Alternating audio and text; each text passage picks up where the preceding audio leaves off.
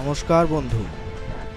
এই উন্নত বিশ্বের মধ্যে এমনও উপজাতি রয়েছে যারা খুবই ভয়ঙ্কর।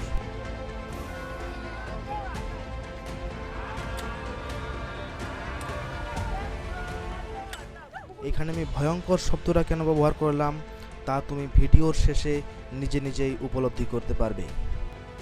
পূর্ব আফ্রিকার ইথিওপিয়ায় বসবাসকারী মুরসি উপজাতির মানুষেরা এখনও পর্যন্ত বিদ্যুতের, টেলিফোনের, এমনকি একটু উন্নত মানের কাপড়ের ব্যবহার করেননি। বলা যায় যে তাদের কাছে এখনও পর্যন্ত একটা পাকা ইটের বাড়ি পর্যন্ত নেই। আপনাদের মনে প্রশ্ন হতে পারে যে এখন এই উন্নত মানের বিশ্বের মধ্যে, রহস্যময় জগতের মধ্যে তাদের কাছেই কেন নেই? কারণ তারা চায় তাদের পুরনো দিনের যত ঐতিহ্য রয়েছে সেটাকে তারা ধরে রাখার জন্য। কি তাদের ঐতিহ্য, চলো তা নিয়ে আজকে এই ভিডিওর মধ্যেই বিস্তারিত জানা যাক। পূর্ব আফ্রিকার ইথিওপিয়া এবং এই সুদান সীমান্তের মধ্যে ওমান উপত্যকায় মুরসি উপজাতিরা বসবাস করে। এদের মোট জনসংখ্যা প্রায় 10,000 জনের কাছাকাছি। তারা বাসস্থান হিসেবে জঙ্গলের মধ্যে শুকনো গাছের ডাল, শুকনো পাতা এবং ইত্যাদি ঝোপঝাড় দিয়ে তৈরি একটা ছোট্ট কুঁড়ে ঘরের মধ্যে থাকে। অ্যাকচুয়ালি এটাকে কুঁড়ে ঘরও বলা যায় না, কুঁড়ে ঘরের থেকেও কিন্তু খুবই অনুন্নত। তাদের এমনভাবে থাকার কারণ হচ্ছে তাদের পুরনো ঐতিহ্য, তাদের জীবনধারা, তাদের খাদ্যাভ্যাসকে টিকিয়ে রাখার জন্য। এই উপজাতির মানুষেরা যে জঙ্গলে গিয়ে থাকে বা যে জঙ্গলে গিয়ে বসবাস করে, সেই জঙ্গলটাকেই তারা তাদের নিজস্ব অধীনে নিয়ে নেয়। সেইখানে সরকারকে পর্যন্ত এরা গ্রাহ্য করে না। এদের পুরনো ঐতিহ্য বা পুরনো এদের প্রথাগুলো কিন্তু খুবই অবাক করার মতো।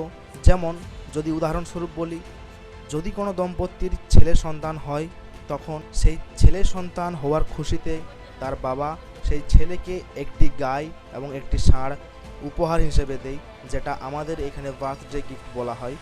যখন সেই ছেলেটির বয়স 5 বছর 7 বছর হয়, তখন সেই ছেলেটি ওই গাই এবং ওই ষাঁড়টিকে নিয়ে মাঠে চরানোর জন্য যায় তার বন্ধু বান্ধবদের সাথে। এইভাবে ধীরে ধীরে করে সে তার গরুর সংখ্যা বৃদ্ধি করে এবং অনেকগুলো গরু পালন করে এবং অন্যান্য পশুও পালন করে। এবং ঠিক এর অন্যদিকে যদি কোনো দম্পতির কন্যা সন্তান হয়, অর্থাৎ মেয়ে জন্ম নেয়, তখন সেই ক্ষেত্রে বার্থডে গিফট হিসেবে কিচ্ছু দেওয়া হয় না, বরং মেয়েটির বয়স যখন 3 থেকে 4 বছর হয়, তখন থেকেই তাকে পরিবারের অনেক দায়িত্ব পালন করতে হয়।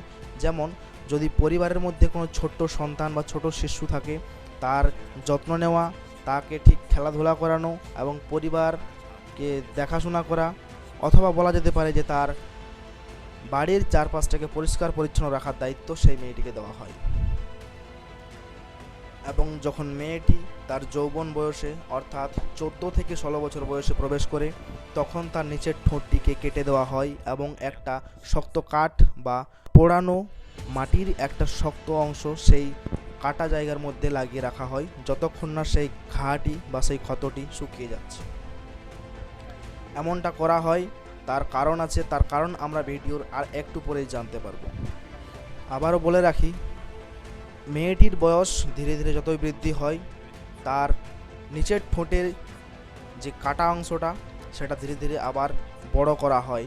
তার কারণটা আমি এবার চলো এক্সপ্লেন করি। মেয়েদের নিচের ঠোঁট কেটে তার মধ্যে লিপ প্লেট বা চাকতি বলা যায়, চাকতি ধরনের কিছু একটা তারা মুখের মধ্যে লাগিয়ে রাখে এবং সেই চাকতির আকার যতই বড় হয়, বলা হয় সেই মেয়েটি নাকি ততই সুন্দর। এবার এই সুন্দরতা কাজে আসে তাদের বিয়ে করার সময়। যখন তাদের বিয়ে হয়, তাদের বিয়ের পদ্ধতিও একটু আলাদা, অদ্ভুত ধরনের। বিয়ের পদ্ধতি নিয়ে শুরু করা যদি যায়, যদি কোনো ছেলের বিয়ে করতে চায়, তখন তাকে যুদ্ধ করতে হয়। কার সাথে? যত যুবক থাকে তাদের সাথে যুদ্ধ করতে হয়। সেই যুদ্ধের নাম হচ্ছে ডোঙ্গা বলা।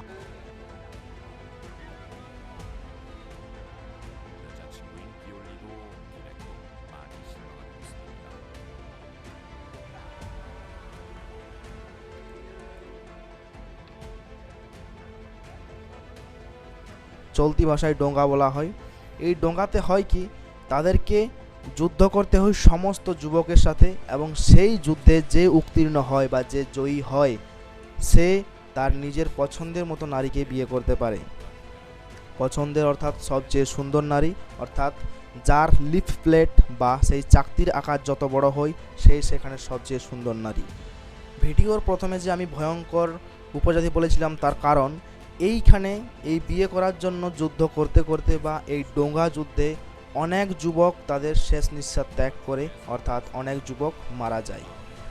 এবং এইখানে এদের একটা প্রচলিত কথা আছে বা বাণী আছে, জীবনে কাউকে হত্যা না করার থেকে মরে যাওয়া ভালো। অর্থাৎ যদি তুমি কাউকে আজ পর্যন্ত হত্যা না করো তাহলে তুমি সাহসী নও, তাহলে তুমি শক্তিশালী পুরুষ নও।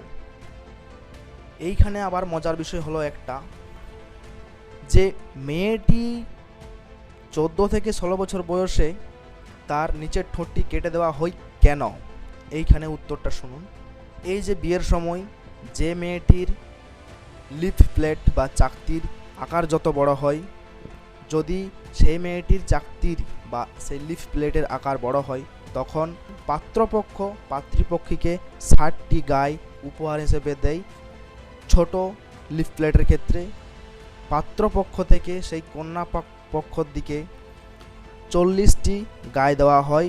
এই কারণে কন্যা সন্তানের যৌবন অবস্থাতেই সেই কন্যাটির বা মেয়েটির নিচের ঠোঁটকে কেটে দেওয়া হয় এবং তার মধ্যে লিফ প্লেট লাগানো হয়। এখানে আরও একটা কথা তোমাদের জানা জরুরি, যে এই যুদ্ধ চলে 2 দিন 3 দিন ধরে। এখন 2 দিন 3 দিন ধরে যারা যুদ্ধ করবেন তাদের কিন্তু অনেক শক্তির প্রয়োজন হয়, যে শক্তিটা পাওয়ার জন্য তারা পশুর রক্ত পান করে এবং পশুর দুধ পান করে।